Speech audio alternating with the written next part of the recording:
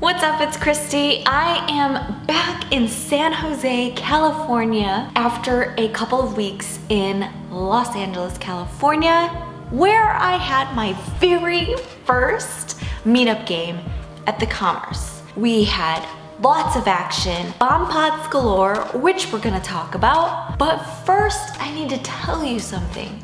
Honestly, it being my first meetup, I was just overcome with all of these emotions about it. And it wasn't until I watched a Tom Segura comedy special on Netflix that I understood what I was really feeling. And I realized that I really relate to Adam Pac-Man Jones.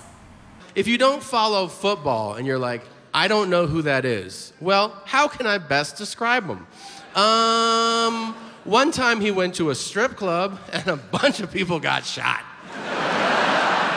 And then that happened 2 more times. What's up? Now, that's probably confusing, but bear with me.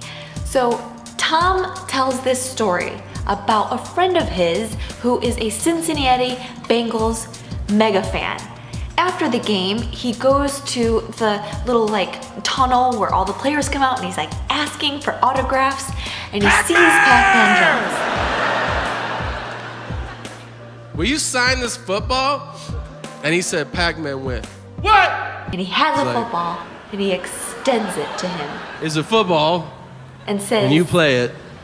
Will you sign it for me? I just watched you. Will you sign this? Now the way Adam Pac-Man Jones responds, I'm so with him.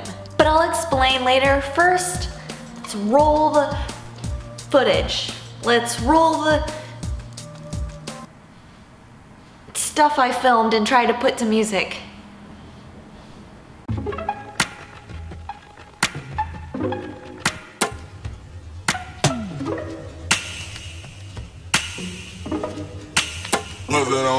Hey guys, it is the day of my very first meetup game. I'm so excited. I'm here at the Commerce. Just got to the Commerce and look, my girls are here. Hey! Last night my girls came from San Diego and Lynn was there and we had a great time. Went to Gracias Madre, had some drinks, and we're back here at the hotel. And before we get started, I am being joined by this amazing lady, Sandra, who is the director, producer, mastermind behind Poker Queens, a documentary coming up. What's up, Kayla? Are you ready to do this today? No, I'm scared. Oh, sorry. I'm not ready. You're not ready? No. Are you gonna straddle? Yeah. What's a straddle? What's a straddle? Kayla, tell her what a straddle is. You gotta get up there and you gotta just get up on the table. No, not straddle. No. Just because there's cameras in here.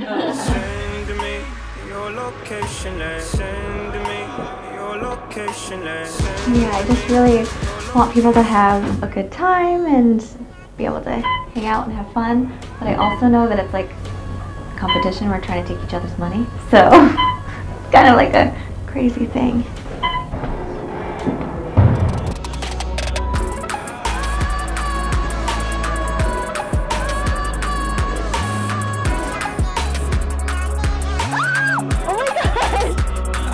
Look, it's me!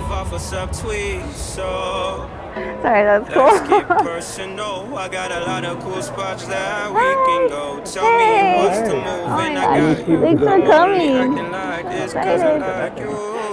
So yeah, we're doing a meetup and we're doing 2-3 and 3-5. Yeah, we're just gonna be playing poker, hanging out, meeting people, and we got a bunch of the Live at the Bike crew here. We got Kristy, we got Johnny Vibes, we got Ramsey. Poker, sometimes it can feel so the same. So we want to spice it up and do something a little bit different. Ugh, my hair looks like shiitake mushrooms. Oh, we're back. I'm so glad scrunchies are coming back. So as you could probably see, I was super nervous. It was just very overwhelming. I have struggled in the past with social anxiety and I've come a long way in the past few years. but that day it was at an all-time high. Am I doing enough? Am I having enough, you know, conversations with everybody? Is everybody feeling seen and heard? I know, it was a lot. Anyway, I had a couple of drinks with people and was like settling in. And then Ramsey, I think it was, had the great idea to do bomb pots for an entire round. Roll that footage. Who am I talking to? I'm actually talking to myself because I'm the only one who edits these things, but. So if you don't know what a bomb pot is, it is where you put in a certain amount of money pre-flop. Chris, you go in order. Okay. But 25. Flop, and everybody sees the flop, and then you play from there. Right now, we're doing 25. Here's what we got. Yeah, bomb pot. So that's me. Wait, it's me first, right? Yes. Bomb pot.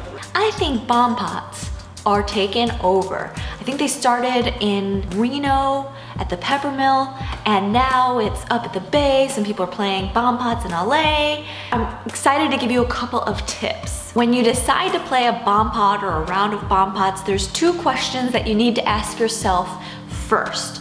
First of all, what is the pot pre-flop? So in my case, we were doing $25 each. So 25 times 9 people is 225. That is the pot. Now, compare that with the average stack size. You want to get a frame of reference for what's 1/3 pot bet, half pot, full pot bet, and what's the stack to pot ratio. Like, how is everybody going to be playing their stacks? If they're super deep, they're going to be playing more cautiously. If everyone is short, maybe like 2, 3, 4 times the pot already, people are going to be shoving with draws. So you want to get a frame of reference for the pot size and everybody's stack size. Now the second question you want to ask yourself is, in general, how is the table playing? Is this a straightforward, kind of scared, tight table? Can I take stabs without much resistance? You just want to get a gauge of that. Or is this a really splashy table? In that case, you would play a little bit tighter, especially in the position. So these are two questions you really want to ask yourself. Now, do as I say, not as I do, because the very first bomb pot hand, I was just talking to the camera like,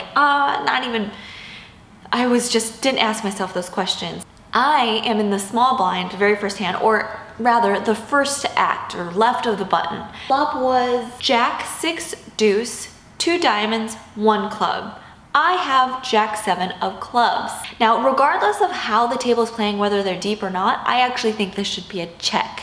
However, I just led. I mean, as soon as I did it, I knew it was a mistake. And in general, in bomb pots in early position, you want to be playing tighter because you get to see what the whole table is going to do before you have to act again. I think you should start with a check. I bet, however, and the player next to me called, and it folded around to Ramsey, who just shoved for like 500 or 600. I think that he can do this with better top pairs, 2 pairs, draws, mostly flush draws, and he can have all the flush draws, obviously, since we are all in the pot pre-flop. But I'm still okay with my fold. Not 100% sure how the player to my left is playing, so that is what I decided to do. And the player to my left folded Jack 9, slightly better. Ramsey had a flush draw, and he hit it. But you can kind of see how leading here is problematic, right? So the very next hand, I'm on the button, and I have King, Jack of diamonds. Sweet hand. The flop is ace, club, 8 diamond, 7 spades, and it checks around to me. Again, not having asked myself those 2 questions I told you to ask yourself in the beginning, I just decided to bet a size that I normally would if the pot was bigger. Learn from my mistakes, okay? Here I bet like 120 or 125. Keep trying. I keep trying. Keep trying. My mom told me not to be a quitter. Taking a stab at it with backdoor straight draw, backdoor flush draw, and here's the problem with this bet. With it being ace, 8, 7, there are far too many draws that can just shove. There are 9, 10, you know, there's 3 open enders, And if it was something like ace 8 deuce, there are far, far less draws with a lot of outs. Maybe there's a gutter wheel draw, but people can't just be shoving with draws here. So on a much drier flop, I think stabbing is totally fine. But what you want to do is you probably want to bet something like 1/3 pot to give yourself a really good price on this bluff, especially if the table is playing pretty straightforward and kind of snug.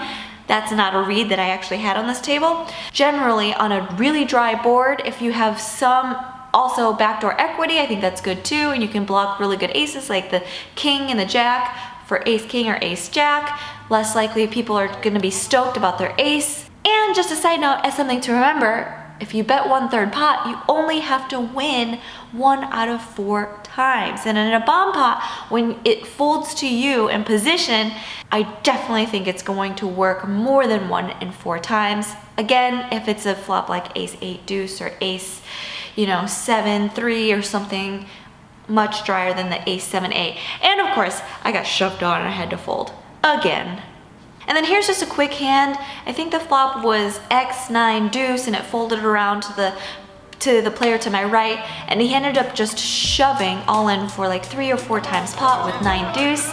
And I think that that's sort of like a tendency in bomb pots where you flop a hand that might be a bit vulnerable and you just like get so excited that you just shove and try to win the pot right there. But I think one thing that I want to say is that you still have to play poker in bomb pots. And when you shove, you're never getting called by worse on a dry board. It's just, I think you're missing an opportunity to still play poker. And then one more hand I played, I gotta show you one, right, that I don't just completely butcher. So the flop was ace of spades, jack of clubs, 5 of hearts. It folded down to me in middle position, and I had ace deuce. I bet 3 times, let's try again. Everyone folded. Woo! 1-1. See? Didn't butcher all of them. Bet and fold. All right. Show a bluff. Show a bluff. Show a bluff. Okay, yeah, this one. So after the round of bomb pots, I was jumping from table to table, and I was still feeling like this really deep anxiety. And by the end of the night, I realized, because I looked around at these 4 tables and wondering the whole time, like, am I worth coming to see? And I was just feeling a lot of doubt about that. Hang in there, guys. I'm about to tell you why I relate to Pac-Man Jones. At the end of the night, as I was saying goodbye to everybody, someone said to me, hey, did you know that this guy and his girlfriend drove all the way from Louisiana just to see you? And I was like, wait, what? You did? So I turned to the guy and he was like, yeah, actually it was my girlfriend. She is your biggest fan and she really wanted to come to this meetup game to meet you and hang out with you. When they were deciding and discussing whether or not they should come, she was like, I don't know, it's a 24-hour drive, should we go or not? And he said to her, Heather's her name, Heather, what's Kristy's motto? Honestly, Matt, you're just like, you should go for it. And she said, risk every day? Listen, I got a seat and I was like, I have to come. And they, for the first time, played in a big official casino and sat down in a cash game and played stakes that they were a little bit bigger than their home games back in Louisiana. I'm used to 5 poker tables at a casino, and this is absolutely nuts. Got to meet her. She told me that part of the reason why she follows me is that she really relates to my story of Andrew and I falling in love with poker and each other at the same time when we were really young, because that's what her and her boyfriend are doing. They're falling in love with each other and poker, and they're really bonding over this. And look, they took this poker adventure and drove together. I just felt so overwhelmed with like gratitude and emotion and just I could see in her the fear of wondering if she's good enough to play poker and make it, and coming all the way to this game and being nervous and excited about love and wondering where it's gonna go and uncertain, just as I was when I was in my early 20s, wondering if I could make it in poker. And then, you know, 10, 15 years later, here I was at this meetup game with people coming to see me, and here I was again, still the same girl, except in a totally different place, wondering if I was worth it, wondering if I was good enough to make it, still wondering at the next level if I can do it. Like full circle, it's all the same. I will always be wondering, probably, if I'm good enough. And it was just such a beautiful reminder and lesson, so thank you, Heather. Oh, and here's the thing, here's why I'm like Pac-Man Jones. Okay, so Tom Segura, back to that story. Tom Segura's friend is standing there in that tunnel with the football asking Pac-Man Jones for an autograph. And this is what happens. Pac walks right up to him like, what'd you say? And my friend, he just goes, look, man, it's a football. It's for my dad. And my dad loves you. And he said, Pac-Man looked at him and he said, tell that motherfucker I appreciate him. That's the end of the story. And his reaction just made so much sense to me. No, I'm not gonna go to a strip club and shoot a bunch of people. What I'm saying is, sometimes I am so in love with things and so happy that it makes me angry, almost. Like the other day, I saw a sunset and it made me so angry. Another effing sunset. You ever see something so inspiring or like get mad at it? Like that motherfucking sunset is so And sometimes I love Andrew so much, I just want to smash him and crush him and make him into mush and put him in a little glass bottle and put it in my pocket and carry it everywhere. That's intense. And when I was leaving the meetup, I was just like so grateful. I was like, man, fuck you guys. Thank you for coming. And to you for watching this. What I want to say, hey motherfuckers, I appreciate it.